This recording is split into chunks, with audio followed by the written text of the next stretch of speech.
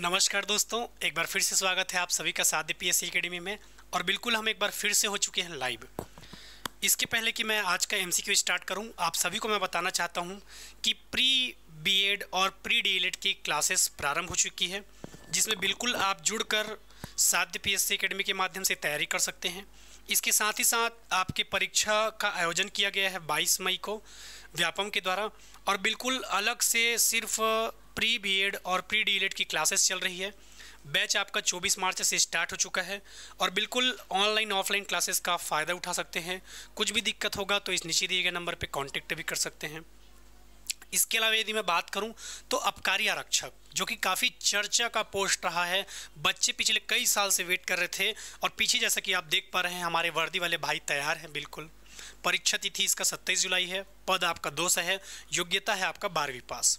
Batch start कब से होगा तो 24 मार्च दिन सोमवार से आपका ऑलरेडी बैच स्टार्ट हो चुका है, तो बिल्कुल आप ज्वाइन कर सकते हैं। एकदम फ्रेश और न्यू बैच है। बिल्कुल हमारी टीम पूरी तैयार है आबकारी आरक्षक के लिए। सिलेबस एक बार देखिएगा, बहुत सारा सिलेबस आपको सेम दिखेगा और बिल्कुल जो बच्चे वर्दी के शौकीन हैं बिल्कुल आबकारी आरक्षक की तैयारी कर सकते हैं। अब हम आते हैं आज के अपने एमसीक्यू की ओर। आपका एमसीक्यू क्या कहता है, किसके बारे में बात करता है? तो सबसे पहले जो लिखा हुआ है, पंचायती राज व्यवस्था वित्त हेतु निर्भर रहता है किस पर? विशेष करों पर, शासकीय करों पर, शासकीय वित्त पर या संपत्ति कर पर। पंचायती राज व्यवस्था हेतु मुख्यतः वित्त हेतु निर्भर करता है किस पर? विशेष करों पर, स्थानीय करों पर, शासकीय वित्त और संपत्ति कर। बताइए। ठीक है, पंचायती राज व्यवस्था के बारे में यदि मैं बात करूं, किसके बारे में? आपके पंचायती राज व्यवस्था के बारे में यदि मैं बात करूं तो मुख्य रूप से आपके 6 प्रकार के क्या होते हैं? अनिवार्य कर। 6 प्रकार के क्या होते हैं आपका? अनिवार्य कर। ठीक है, सबसे पहले याद रखना है आपको बाजार पर लगने वाला कर। जैसे कि आपके गांव में जो बाजार लगता होगा वहां पर कोई ना कोई सब्जी बेचता होगा, गुपचुप बेचता होगा, यानी कि किसी न किसी प्रकार से बाजार में बेचे जाने वाले चीज़ों पर जो हम टैक्स लेते हैं वो है आपका अनिवार्य कर। बाजार के बाद यदि हम बात करेंगे, ठीक है, तो आपका वृत्ति, या इसे ही हम कहते हैं व्यापार, या इसे ही हम कहते हैं आजीविका चलाने का साधन, लाइवलीहुड आपका। तो ये किसके अंतर्गत आता है? आपके 6 प्रकार के अनिवार्य कर के अंतर्गत आता है। इसके बाद यदि बात करोगे तो आपका क्या आता है? ठीक है, पशुओं के रजिस्ट्रीकरण पर कर, पशुओं के रजिस्ट्रीकरण पर कर। अगला है आपका प्रकाश कर। अगला है आपका शौचालय कर और अगला है आपका 6वां भूमि कर। तो ये 6 प्रकार के आपके अनिवार्य कर के बारे में बात करता है पंचायती राज व्यवस्था में, जिसमें पहला बाजार यानी कि आपका मार्केट है। एल से आपका लाइवलीहुड यानी कि वृत्ति, व्यापार या आजीविका। एल से आपके पशुओं के रजिस्ट्रीकरण पर कर, जैसे कि आपके गांव में कोई आवारा पशु है, उन पशुओं के रजिस्ट्रीकरण या नीलामी पर कर। प्रकाश की व्यवस्था पर कर, शौचालय कर और भूमि कर। ये 6 प्रकार के आपके अनिवार्य कर शामिल होते हैं। इसके अलावा यदि मैं बात करूं आपके वैकल्पिक कर या ऐच्छिक कर के बारे में, तो जल से रिलेटेड जो भी आपका मामला रहेगा, जल से संबंधित मामले आपके ऐच्छिक कर के अंतर्गत आते हैं या वैकल्पिक कर के अंतर्गत आते हैं। क्यों जल से संबंधित? तो कई गांव में आप लोगों ने देखा होगा, कई गांव में क्या देखा होगा, आपने ये चीज़ केयर किया होगा कि कई गांव में आपका जो जल से संबंधित कर है, किससे संबंधित कर? जल से संबंधित कर लिया जाता है, कई गांव में नहीं लिया जाता। तो ये वहाँ के ग्राम पंचायत के सरपंच के ऊपर डिपेंड करता है। कई बार आपका जब चुनावी मैनिफेस्टो जब डाला जाता है चुनावी मुद्दों को लेकर, तो उसमें ये कहा भी जाता है कि मेरे सरपंच बनने के बाद आपको गांव में पानी फ्री मिलेगा करके। ठीक है, तो बिल्कुल जल से संबंधित कर आपके ऐच्छिक कर या अनिवार्य कर के ऊपर बात करता है।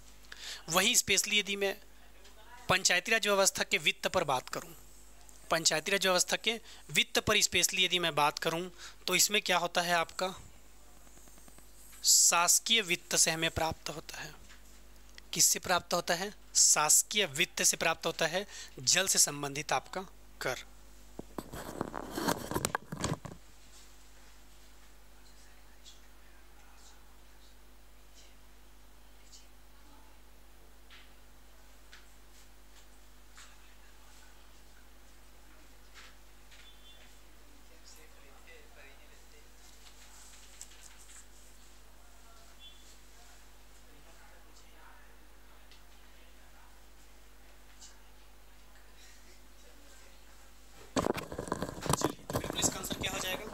पंचायती राज व्यवस्था मुख्यतः वित्त हेतु किस पर निर्भर रहता है यदि पूछा जाएगा तो याद रखना है शासकीय वित्त। किस पर रहता है? आपके शासकीय वित्त पर। अगला, किस प्रावधान के अंतर्गत राज्यपाल पंचायतों की वित्तीय स्थिति का पुनरावलोकन करने के लिए राज्य वित्त आयोग का गठन करता है? किस प्रावधान के अंतर्गत राज्यपाल पंचायतों की वित्तीय स्थिति का पुनरावलोकन करने के लिए राज्य वित्त आयोग का गठन करता है? सबसे पहले यदि मैं राज्य वित्त आयोग की बात करूं तो वर्तमान में आपकी राज्य वित्त आयोग के अध्यक्ष कौन है पूछेगा तो नाम याद रखना है सर्जियस मिंज। कौन है आपके? सर्जियस मिंज आपके राज्य वित्त आयोग के क्या हैं? अध्यक्ष हैं। जब हम बात करते हैं आपके राज्य वित्त आयोग के अंतर्गत तो याद रखना है सर्जियस मिंज इसके क्या हैं? आपके वित्त आयोग के अध्यक्ष हैं। राज्यपाल की स्वविवेक शक्तियों के द्वारा? बिल्कुल नहीं। दूसरा, विधानसभा में पारित कानून के द्वारा? इनमें से कोई नहीं, बल्कि भारत के संविधान के अनुच्छेद 243 आई के अंतर्गत। 243 आई जब मैंने आपको क्लास में पढ़ाया था, 243 आई जब मैंने आपको क्लास में पढ़ाया था, स्पष्ट शब्दों में आपको कहा था। क्या कहा था स्पष्ट शब्दों में मैंने आपको? आई का मतलब क्या होता है? मैं। आई का मतलब क्या होता है? मैं। और अपने आप को कुछ टाइम के लिए क्या समझना है? राज्य वित्त आयोग का अध्यक्ष। ठीक है, तो बिल्कुल याद रखना है आंसर क्या होगा? भारत के संविधान के अनुच्छेद 243 आई के अंतर्गत होगा आपका आंसर क्या होगा? सी। अगला प्रश्न, राज्य वित्त आयोग के संबंध में निम्नलिखित में से क्या सही नहीं है? राज्य वित्त आयोग के संबंध में क्या सही नहीं है? ध्यान से पढ़िए और बताइए इसका आंसर क्या होगा।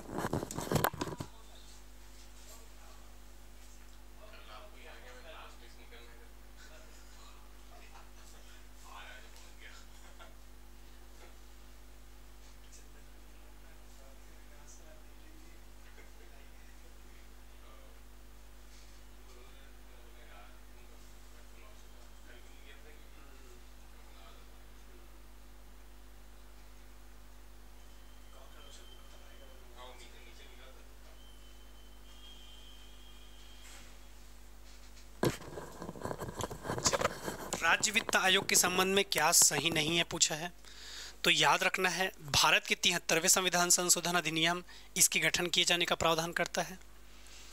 इसका गठन राज्य के राज्यपाल के द्वारा किया जाता है। यह राज्य के राज्यपाल को पंचायतों की आर्थिक स्थिति को सुधारने हेतु उपाय अनुशंसित कर सकता है। और डी आपका दिया है उपयुक्त में से कोई नहीं। राज्य वित्त आयोग किसके बारे में बात कर रहा है? राज्य वित्त आयोग के बारे में बात कर रहा है। तो भारत के 73वें संविधान संशोधन अधिनियम में इसके गठन किए जाने का प्रावधान है। ठीक है, क्यों आखिर कह रहा है वो? ठीक है, क्यों आखिर कह रहा है 73वां संविधान संशोधन में? क्योंकि 73वां संविधान संशोधन आपका कब हुआ था? 1992 में। इसी के तहत आपका 11वां अनुसूची जोड़ा गया था। और 11वां अनुसूची किससे संबंधित है? आपके पंचायती राज से। 11वां अनुसूची किससे संबंधित है? आपके पंचायती राज से। 73वां संविधान संशोधन अधिनियम किसके बारे में बात करता है? तो याद रखना है 1992 73वां संविधान संशोधन। पेपर में यदि पूछेगा कौन सा अनुसूची है तो कौन सा अनुसूची है, आपका 11वां अनुसूची।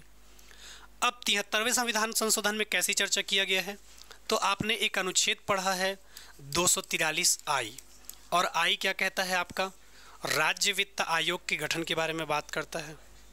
दूसरा, इसके गठन किसके द्वारा किया जाएगा, किसके द्वारा किया गया है, तो याद रखना है गठन आपके राज्यपाल के द्वारा किया जाता है।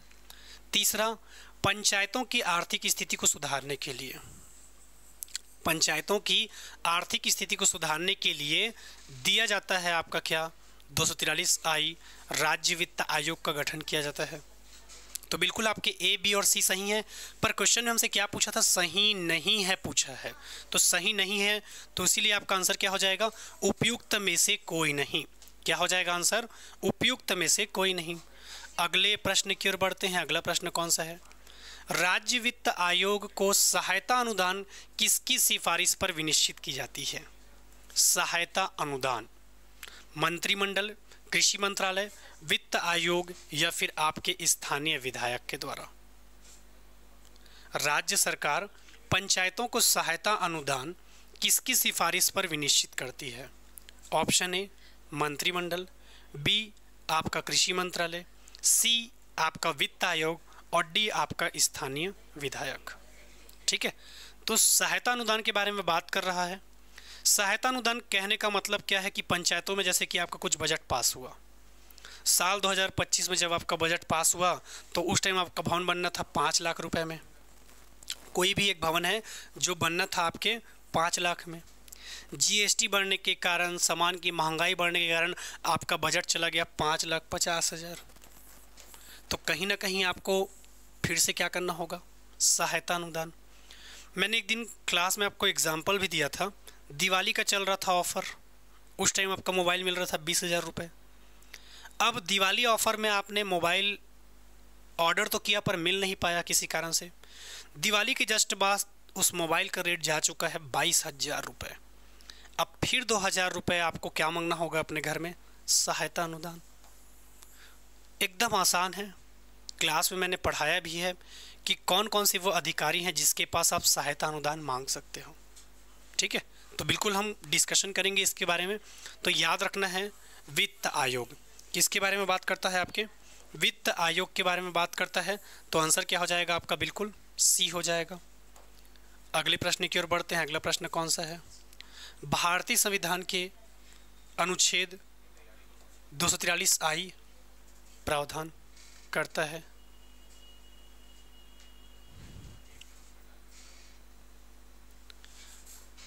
पंचायतों के खातों की लेखा परीक्षा, पंचायतों की अवधि, पंचायतों की संरचना और राज्य वित्त आयोग का गठन।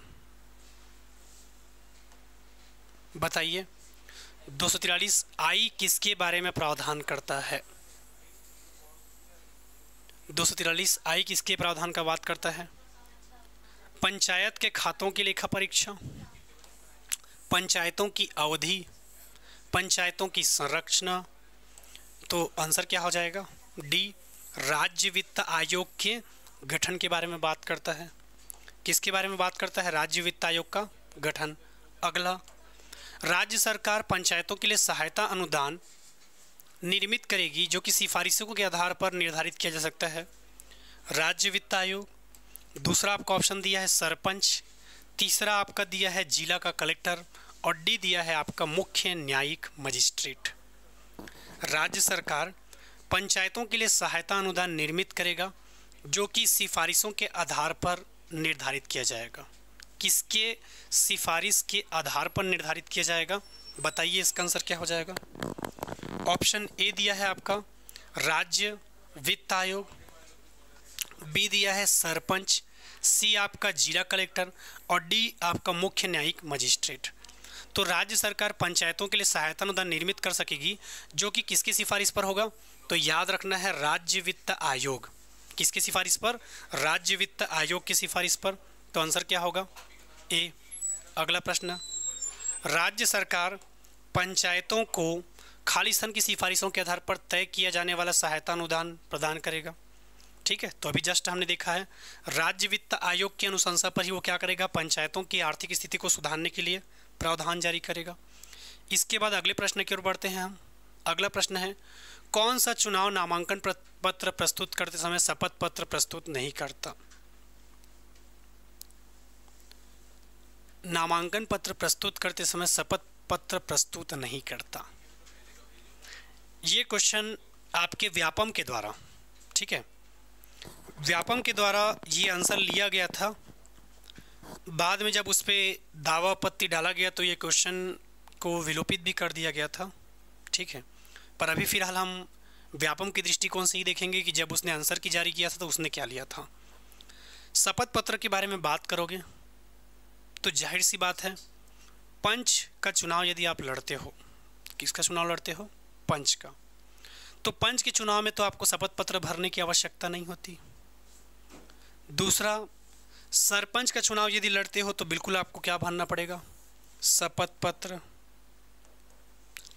जनपद के मामले में शपथ पत्र और जिला के मामले में भी क्या देना होगा? शपथ पत्र। सरपंच, जनपद और जिला के मामले में आपको क्या पेश करना होगा? शपथ पत्र प्रस्तुत करना होगा। शपथ पत्र क्या करना होगा? प्रस्तुत करना होगा। लेकिन व्यापम ने जो आंसर जारी किया था उसमें उसने इसको कहा था कि शपथ पत्र भरने की आवश्यकता नहीं है, ठीक है, इसको कहा था। अगले प्रश्न की ओर बढ़ते हैं। निम्नलिखित में से कौन सा चुनाव नामांकन पत्र प्रस्तुत करते समय शपथ पत्र प्रस्तुत करता है? चलिए ध्यान से पढ़िए और बताइए इसका आंसर क्या होगा।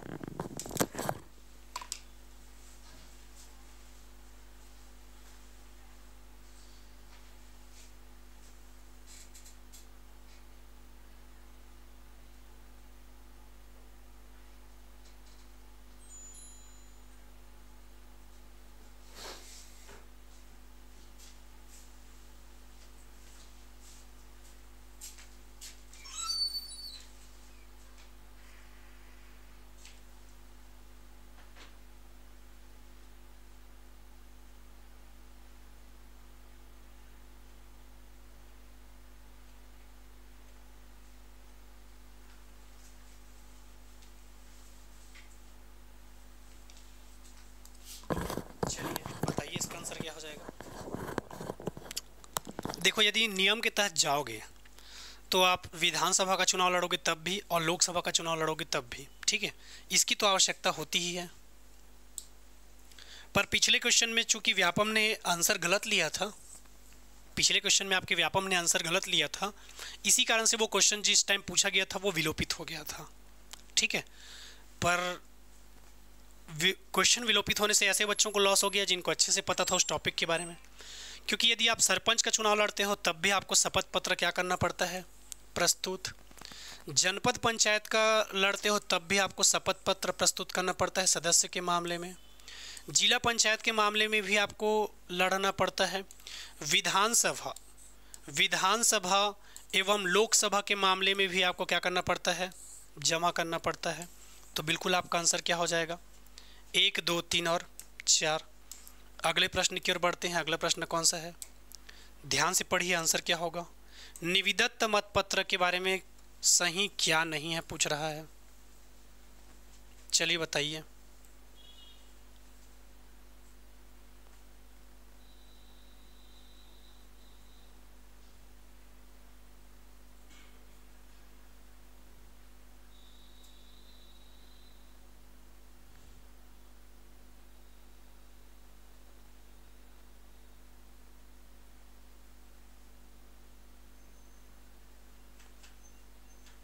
चलिए बताइए इसका आंसर क्या हो जाएगा।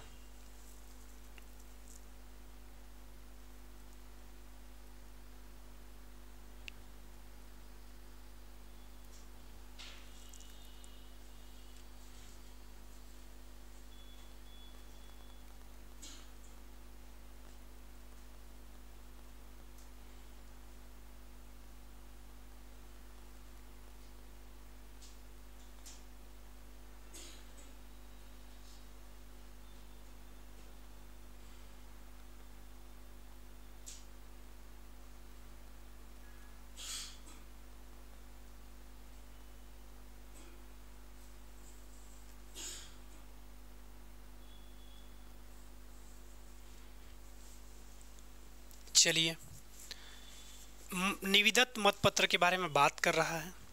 देखो, निविदत मतपत्र क्या होता है मैं आपको बताता हूँ। निविदत मतपत्र कहने का मतलब ये है, ये आपके ऐसे मतदाता को दिया जाता है जिसके नाम से ऑलरेडी मतदान कर दिया गया है। सबसे पहला पॉइंट, ये आपके ऐसे मतदाता को दिया जाता है जिसके नाम से ऑलरेडी क्या कर दिया गया है, मतदान कर दिया गया है। दूसरा, ये नॉर्मल कंडीशन में आपका काउंट नहीं होता। जब मत बराबर की स्थिति आ गई या केवल एक मत के लिए ऊपर नीचे हो रहा है, ऐसे कंडीशन में इसको काउंट किया जाता है। कई बार आप लोग देखना, दूसरे की जगह कोई दूसरा वोट डाल के आ जाता है उसके नाम से, तो ऐसे अभ्यर्थी के लिए निविदत मतपत्र रखा जाता है जिसके नाम से ऑलरेडी मतदान कर दिया गया है। तो मतदाता द्वारा दिया गया मत निविदत मतपत्र कहलाता है। जी आपका सही नहीं है। निर्धारित समय के बाद आने वाले मतदाताओं को मत निविदत मत कहलाता है, ये भी आपका गलत है। निविदत मतपत्र आपके मत पेटी में नहीं डाले जाते, ठीक है, सही है। निविदत मतपत्र आपके पेटी में डाले जाते हैं। अंतिम मतपत्र निविदित मतपत्र के लिए मतदाता को दिया जाता है, ये तो सही है। परिणामों की घोषणा निविदत मतपत्रों पर आधारित होती है, ऐसा कोई कारण नहीं है, क्योंकि हम निविदत मत का प्रयोग तब करते हैं जब आपका क्या हो, जब मत बराबर की स्थिति आती है तब। अगला प्रश्न, निविदत मतपत्र के विषय में सही क्या है पूछ रहा है, बताओ। यह मतदान केंद्र में उपयोग किए जाने वाले मतपत्रों के समान है। यह मतदान केंद्र में उपयोग किए जाने वाले मतपत्रों के समान है। यह अंधे मतदाताओं को दिया जाता है। यह मत पेटी में डाला जाता है। यह मतदान केंद्र को प्रदत्त अंतिम मतपत्र है। यह इलेक्ट्रॉनिक वोटिंग मशीन से मतदान करता है। यह पीठासीन अधिकारी के हाथ में दिया जाता है। अगला, यह डाक मतपत्र की तकनीकी शब्दावली है। अगला, सामान्य परिस्थितियों में इनकी गणना करना आवश्यक नहीं है। चलो बताओ।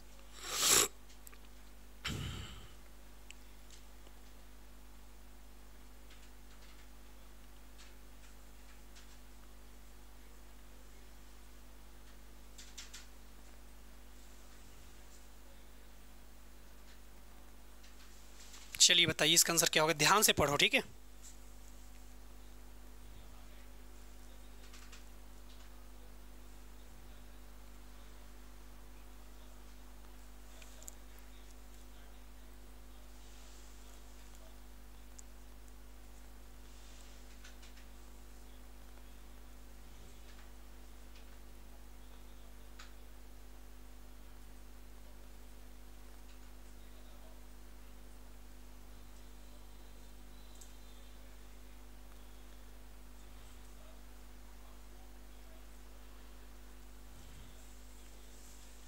चलिए बताइए इसका आंसर क्या हो जाएगा।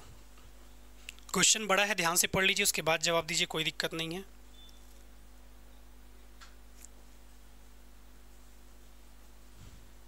सही क्या है पूछा है।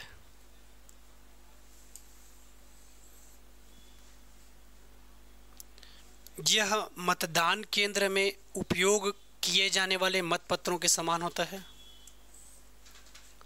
यह अंधे मतदाताओं को दिया जाता है। यह मत पेटी में डाला जाता है। यह मतदान केंद्र को प्रदत्त अंतिम मतपत्र होता है। यह इलेक्ट्रॉनिक वोटिंग मशीन से मतदान करता है। यह पीठासीन अधिकारी को दिया जाता है। यह डाक मतपत्र की तकनीकी शब्दावली है। सामान्य परिस्थितियों में इनकी गणना नहीं करते। जब मामला आपका फंस जाता है उस कंडीशन में हम इसका क्या करते हैं, उपयोग करते हैं। तो आंसर क्या हो जाएगा, बिल्कुल आपका सी। अगले प्रश्न की ओर बढ़ते हैं। ग्राम पंचायत की अवधि की गणना कब से होती है? चलिए बताइए। और अवधि के लिए आपने कौन सा अनुच्छेद पढ़ा है ये भी बताना है आपको। चलिए बताइए क्या होगा।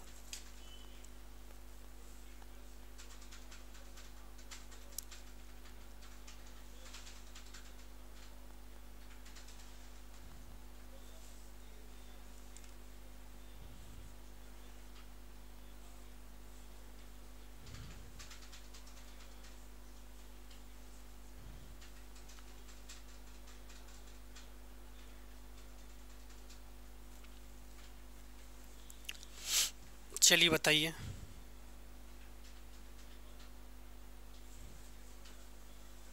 ग्राम पंचायत की अवधि की गणना, ग्राम पंचायत के अवधि की गणना कब से की जाती है?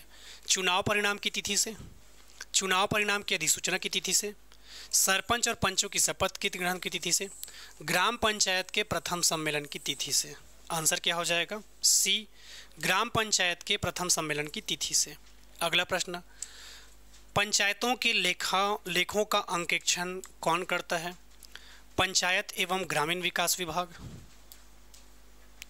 सचिव पंचायत विभाग, या फिर आपका कलेक्टर?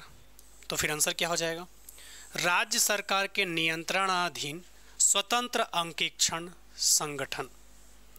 पंचायतों के लेखा का अंकेक्षण कौन करता है?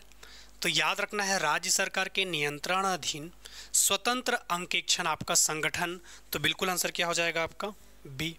अगला प्रश्न, पंचायत सेक्टर की उस योजना का क्या नाम है जिसमें व्यावसायिक परिसर निर्माण का प्रावधान है? पंचायत सेक्टर की उस योजना का नाम क्या है जिसमें व्यावसायिक परिसर निर्माण का प्रावधान है? ग्रामीण निर्माण योजना, मुख्यमंत्री ग्राम उत्कर्ष योजना। आंसर क्या हो जाएगा? ग्राम विकास योजना। आंसर क्या हो जाएगा आपका? ग्राम विकास योजना। अगला प्रश्न, ग्राम पंचायतों द्वारा जरूरतमंद व्यक्तियों को निःशुल्क खाद्यान्न की व्यवस्था करने का प्रावधान इस राज्य के पंचायत अधिनियम 1993 में किस वर्ष संशोधन कर शामिल किया गया है? ग्राम पंचायत द्वारा जरूरतमंद व्यक्तियों को निःशुल्क खाद्यान्न की व्यवस्था करने का प्रावधान इस राज्य के पंचायत अधिनियम 1993 में किस वर्ष संशोधन कर शामिल किया गया है? वर्ष 2002, वर्ष 2003, वर्ष 2008, बल्कि आंसर क्या हो जाएगा? 2004। क्या होगा आपका आंसर? 2004। अगला प्रश्न, किस तिथि में जिला पंचायत की अवधि की गणना की जाती है? किस तिथि में जिला पंचायत की गणना की अवधि की जाती है? ऑप्शन आपके सामने है, ध्यान से पढ़िए और बताइए। मतदान की तिथि से, मतगणना की तिथि से, परिणाम घोषणा की तिथि से, बल्कि आंसर क्या हो जाएगा? प्रथम सम्मेलन की तिथि से। कब से? आपका प्रथम सम्मेलन की तिथि से आपको याद रखना है। अगले प्रश्न की ओर बढ़ते हैं। इस राज्य के ग्रामीण क्षेत्र में सामाजिक सुरक्षा पेंशन स्वीकृत करने का अधिकार किसके पास है? इस राज्य के ग्रामीण क्षेत्र में सामाजिक सुरक्षा पेंशन स्वीकृत करने का अधिकार किसके पास है? कलेक्टर के पास, जिला पंचायत के पास, ग्राम पंचायत के पास? तो आंसर क्या हो जाएगा? जनपद पंचायत को। कब है आपका? जनपद पंचायत को। तो बिल्कुल आंसर क्या हो जाएगा? सी। अगला प्रश्न, गणपूर्ति के विषय में सही क्या है पूछ रहा है। ध्यान से पढ़िए और बताइए क्या है। जिला पंचायत की गणपूर्ति 1/3 सदस्यों से होती है। जनपद पंचायत की गणपूर्ति 1/3 सदस्यों से होती है। ग्राम पंचायत की गणपूर्ति 1/4 सदस्यों से होती है और ग्राम सभा की गणपूर्ति 1/4 सदस्यों से होती है। ध्यान से पढ़िए और बताइए इसका आंसर क्या होगा, क्योंकि गणपूर्ति के विषय में सही क्या है पूछ रहा है।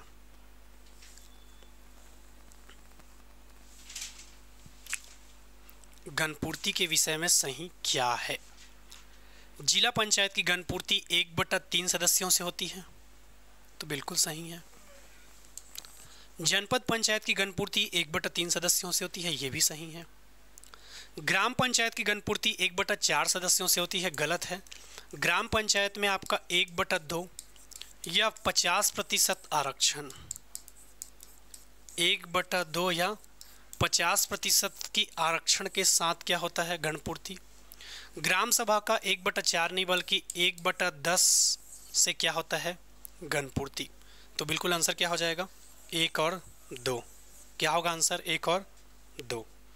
अगले प्रश्न की ओर बढ़ते हैं। ग्राम पंचायत के सरपंच के विरुद्ध विषय में सही क्या है, बताइए आंसर क्या होगा। ग्राम पंचायत के उप सरपंच के विषय में सही क्या है। वह पंचों के द्वारा निर्वाचित किया जाता है, वह पंचों के द्वारा निर्वाचित किया जाता है, सही क्या है पूछ रहा है, बिल्कुल सही है। वह वस्तुतः एक पंच होता है जिसे उप सरपंच पद के लिए निर्वाचित किया जाता है, ये भी बिल्कुल सही है।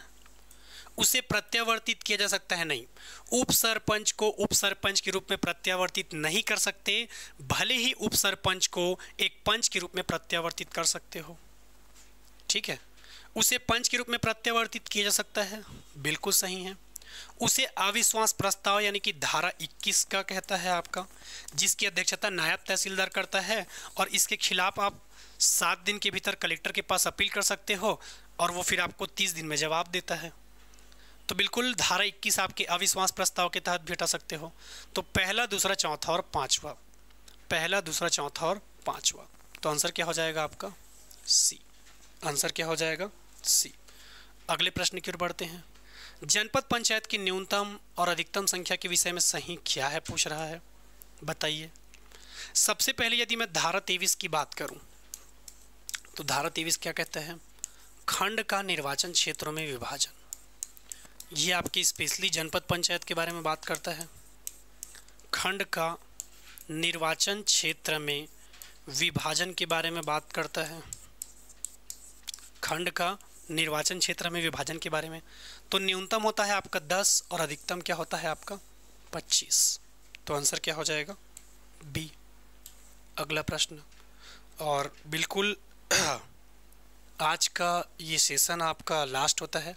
और जाते जाते एक बार फिर से आपको बता देना चाहता हूँ कि यदि आपके छोटे भाई बहन जो प्री बीएड या प्री डीएलएड की तैयारी करना चाहते हैं, बिल्कुल एकदम फ्रेश बैच स्टार्ट है उन सारे बच्चों के लिए। सिर्फ बीएड और डीएलएड के एंट्रेंस एग्ज़ाम की तैयारी करना चाहते हैं तो ठीक है।